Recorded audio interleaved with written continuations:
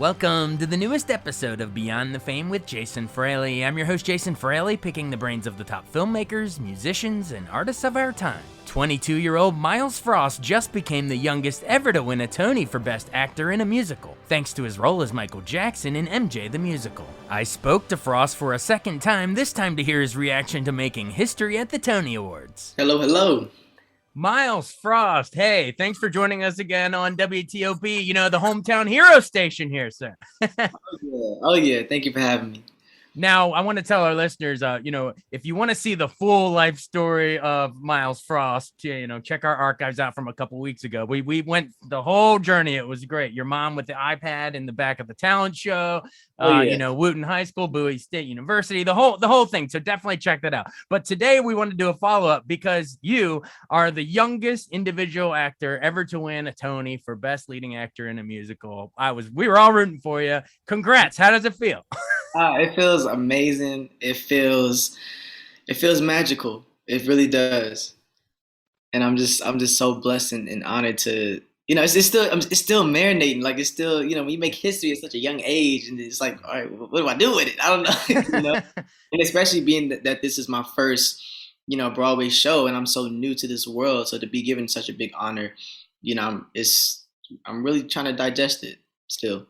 Well, just enjoy it for a while. You don't need to worry about what's next now. You're still in the thick of it. Just like enjoy it. This is the wonderful little period where you just soak it in. What was it? Tell us, what was it like sitting in the audience? And did part of you not expect them to call your name? Did you secretly think and hope that it could happen? Or what's that moment like when they actually say it? Well, I went into it very, very humbly. I knew there's a possibility that they could call my name.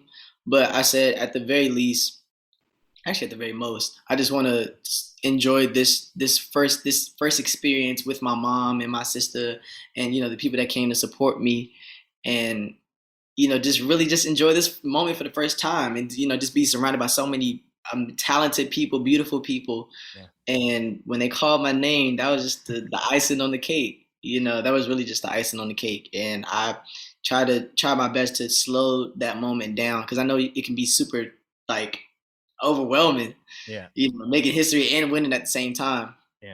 Yeah. So I was like, I want to slow this moment down. I want to take a chance to look at my mom and see her face, and just have those images in my head that I'm gonna carry with me for the rest of my life. Now, on the way to the stage, I'm going to break this thing down, so we talked about, what it was like when they called your name. Now, on the way to the stage, I saw you doing a little of the Michael where you're throwing the hand to the side, snapping on the way up to the stage. Oh, yeah. Were you just feeling, and when you're in, by the way, when you're at the podium, you say, I just can't control my feet. Were you feeling? I'll put you on stage now. But no, I was feeling it. I didn't know what the song they were going to play. If they did call my name. So when they called it and I heard Beat It, I said, well, let me go ahead and do the choreography. I was feeling that. It felt like the right moment. And, and when I was making my speech and just trying to explain how I was feeling, that's the first thing that came to my mind. Sometimes music can, just explains things that words can't in a particular moment. And that's what it did for me. Yeah, and you actually take us in. I mean, I'm sure you had a speech prepared. So was it important for you to open up with, Ma, I made it? I mean, your mom must have really loved that. Not to mention what you said about her and your dad. And I know you have a lot of love for grandma too, but was it important to weave in the family in your speech? Well, I didn't have a speech prepared. All of that was from the heart. Good. That's better. I didn't prepare a speech. I was like, if I win, I'm just gonna say what I feel. That's what's been getting me here. This the authenticity of how I'm feeling in that moment. And I know, I felt like God was just gonna say whatever I needed to say and touch on the things that I needed to touch on and thank the people I needed to thank. So I trusted him with it. And one of those things was me having to pee, because that was the truth. And I definitely had to pee. And it was funny because I just told my girlfriend sitting beside me, I was like, I gotta pee. My category was coming up. And I was like, should I go now? I don't know what I should do. Then when they called my name, it's like I forgot that I had to pee. And I was standing on stage, and I was like, oh, I forgot. When you're sitting down, it's like it's easier to be cool with it than when you stand up. You can hold it, but it's a long show, so Yeah. But it was it was a beautiful moment that I got to share with my mom, and just and give a message, because I wanted my speech to be funny, I wanted to be impactful, and I wanted it to be heartfelt, and I wanted to pay homage to the people that got me here, and the first and foremost, that person being my mom.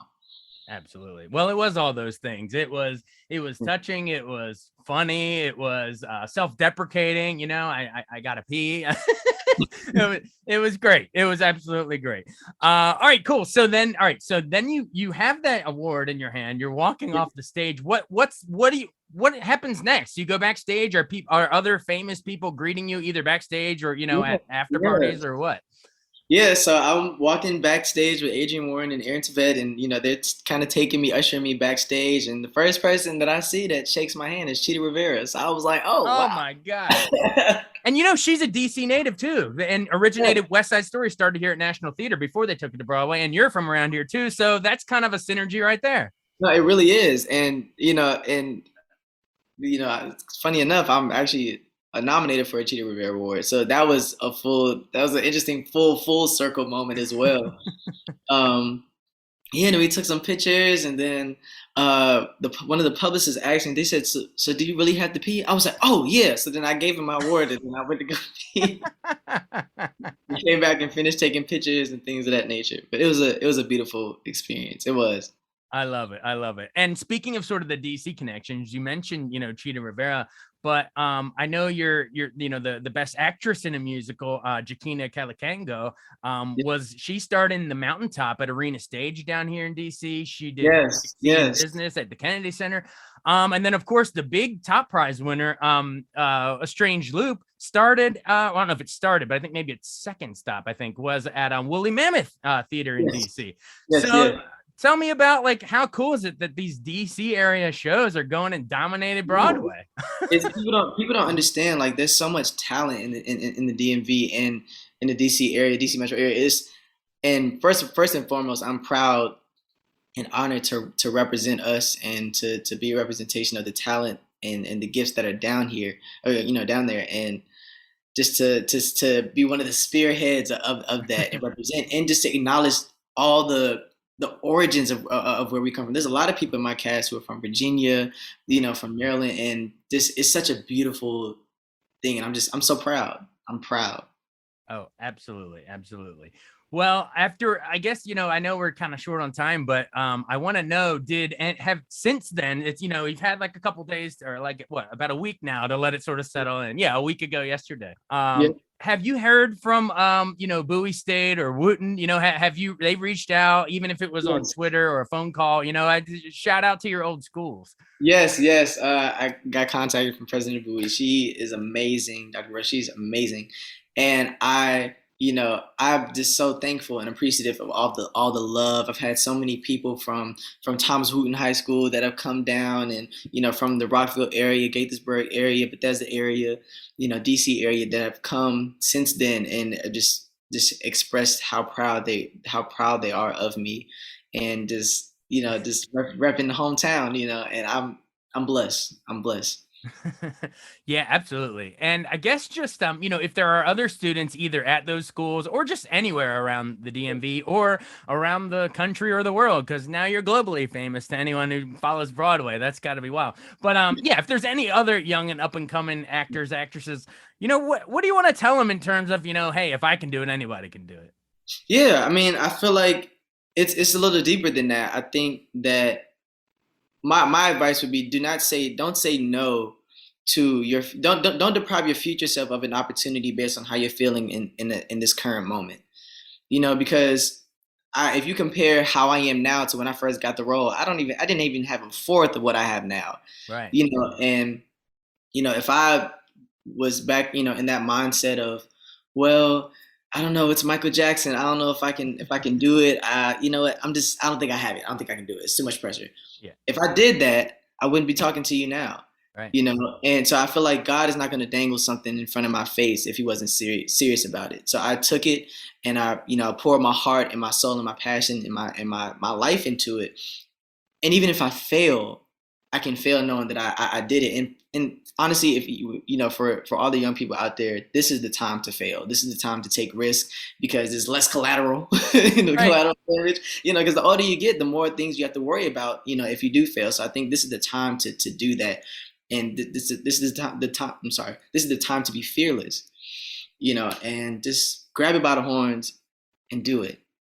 Awesome. That's great advice. I guess final seconds. I know I said this is the time to soak it up, but do we Yeah. know hints of what might be coming next for Myles Frost? I guess you're still doing MJ on Broadway. So and that's gonna just run I don't know how long, but are you eyeing other roles? You're just focusing on MJ, or what's the deal next? You think? Yeah, I definitely want people to get a more of a taste of who Miles is, outside of MJ. So there's definitely going to be my own music coming out soon, but outside of that, like a lot of bigger projects are definitely in the works. And just I know that taking the work ethic that I've learned from MJ and applying it to all other facets of the things that I really want to embark on is whatever I do next, it's going to be huge, it's going to be big, and it's going to have just as much of an impact, but it's just going to be as Miles Frost.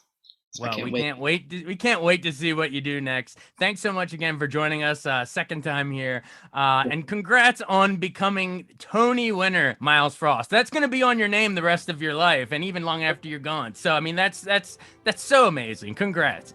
Thank you. Thank you so much. I appreciate it. Thanks so much for joining us on Beyond the Fame with Jason Fraley. Remember to hit the subscribe button and give us a 5-star rating if you like what you hear. We'll see you next time.